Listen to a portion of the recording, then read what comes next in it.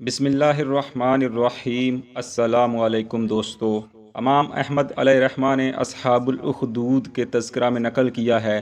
کہ زمانہ اسلام سے بہت پہلے ایک بڑا ہی ظالم و جابر بادشاہ گزرا ہے۔ اس بادشاہ کے زمانے میں جو سب سے بڑا جادوگر تھا، اس نے ایک دن بادشاہ سے کہا کہ وہ اب بہت بوڑھا ہو گیا ہے اور مرنے سے پہلے چاہتا ہے کہ ساحری کے تمام رموز اس شخص کو سکھا دے جسے بادشاہ منتخب کرے۔ بادشاہ نے اپنے غلاموں میں سے اپنے خاص خادم کو منتخب کر کے اس جادوگر سے کہا کہ اسے جتنا جادو آتا ہے وہ اس غلام کو سکھا دے۔ جب وہ غلام اس جادوگر سے جادو سیکھنے جاتا تھا تو راستے میں اس کی ملاقات اکثر ایک راہب سے ہو جاتی تھی۔ راہب اس غلام کو بتایا کرتا تھا کہ جادو سیکھنا اور اسے کام میں لانا مذہباً حرام ہے۔ اس کے علاوہ وہ راہب اس غلام کو خدا کے بارے میں اور مذہب کی بہت سی اچھی باتیں بھی بتایا کرتا تھا،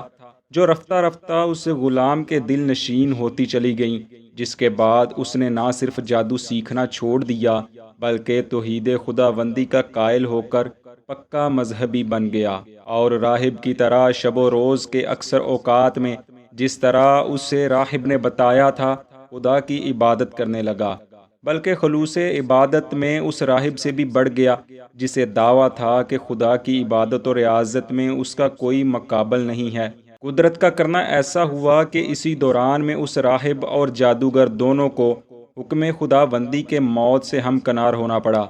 بادشاہ جو کہ ایک کافر تھا اور ظلم و جبر میں حد سے بڑا ہوا تھا، اس نے اپنے علاوہ ساری قوم کو اصنام پرستی پر لگا رکھا تھا۔ اسے جب جادوگر کی موت کی خبر پہنچی تو ساتھ ہی یہ خبر بھی مل گئی کہ اس کا غلام جس کو اس نے جادو سیکھنے کے لیے بھیجا تھا اپنا مذہب تبدیل کر چکا ہے۔ اس نے فوراً اسے طلب کیا اور اپنا مذہب ترک کرنے کا حکم دیا، لیکن غلام نے انکار کر دیا۔ بادشاہ کو سخت غصہ آیا۔ اس نے لوگوں کے حکم دیا کہ اسے طرح طرح سے ایذا پہنچائی جائے۔ جب یہ مشکلات برداشت کرنے پر بھی وہ غلام صابر رہا تو بادشاہ نے اسے سمندر میں ڈبونے کا حکم جاری کر دیا، مگر خدا کے فضل سے وہ سمندر سے بھی بچ نکلا۔ یہ دیکھ کر بادشاہ نے ایک اندھے اور ایک مبروس شخص کو کہ جس کے منہ اور بدن کے کئی دوسرے حصوں میں سفید داغ تھے طلب کر کے اپنے اس غلام سے کہا کہ اگر تیرا مذہب سچا ہے تو اس اندھے کو بصارت اور اس مبروس کو شفا بخش دے۔ اس غلام نے اللہ تعالیٰ سے دعا کی اور اسی کا نام لے کر دونوں کو پہلے کی طرح ٹھیک کر دیا۔ اس کے علاوہ جب وہ غلام اسی طرح خدا کے حکم سے متعدد اندھوں کو بصیرت اور برس کے مریضوں کو شفا بخشتا رہا تو بہت سے لوگ اس کے معتقد ہو گئے اور اسی کے دین پر چلنے لگے۔ یہ دیکھ کر بادشاہ بہت برہم ہوا اور گھبرایا بھی، اس لیے اس نے اپنے اس غلام کو بلا کر حکم دیا کہ عام لوگوں کو بتائے کہ اس نے جن نابیناؤں کو بصیرت بخشی ہے اور جن برس کے مریضوں کو شفا دی ہے وہ جادو کے زور پر دی ہے۔ لیکن اس نے اس سے انکار کرتے ہوئے بادشاہ کو صاف جواب دیا کہ وہ سب کچھ خدا کے حکم سے ہوا ہے، کیونکہ وہ اپنی طرف سے کسی نابینا کو بینائی بخش سکتا ہے، نہ کسی برس کے مریض کو شفا دے سکتا ہے۔ بادشاہ نے اپنے اس غلام کو اپنے بار بار حکم کی تعمیل سے انکار اور اس کے اپنے عقیدے پر جس سے وہ سچا دین کہتا تھا جمے رہنے کی وجہ سے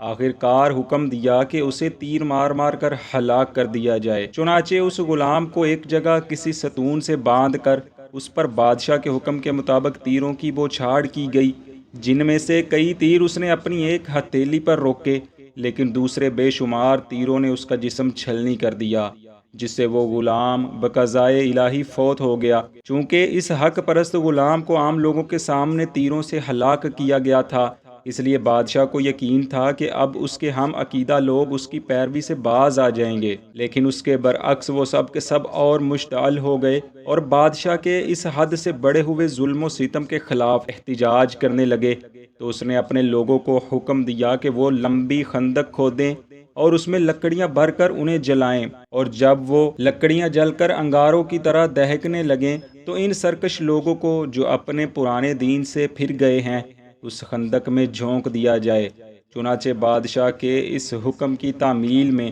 ایسے تمام لوگوں کو اس آتشی خندق میں جھونک دیا گیا جبکہ دوسرے لوگ اس خندق کے کنارے بیٹھے ان حق پرستوں کے نظر آتش ہونے کا تماشا دیکھتے رہے۔ حالانکہ بادشاہ کے حکم پر ان نظر آتش ہونے والوں میں ایک عورت اور اس کا شیر خوار بچہ بھی تھا، لیکن اپنے دوسرے ساتھیوں اور اپنے اس معصوم بچے کے ساتھی انہی کی طرح اس نے بھی خدا کے نام پر ہنستے ہوئے اپنی جان اسی جان آفریں کے سپرد کر دی۔ خدا کے نام پر جان دینے والے ان لوگوں کو اصحاب الاخدود یعنی خندق میں جل کر جان دینے والوں کے نام سے یاد کیا جاتا ہے۔ یہ کافروں کے لیے عبرت اور ایمان والوں کے لیے نصیحت آموز ویسا واقعہ ہے جسے اللہ پاک نے قرآن پاک میں ان الفاظ میں بیان فرمایا ہے: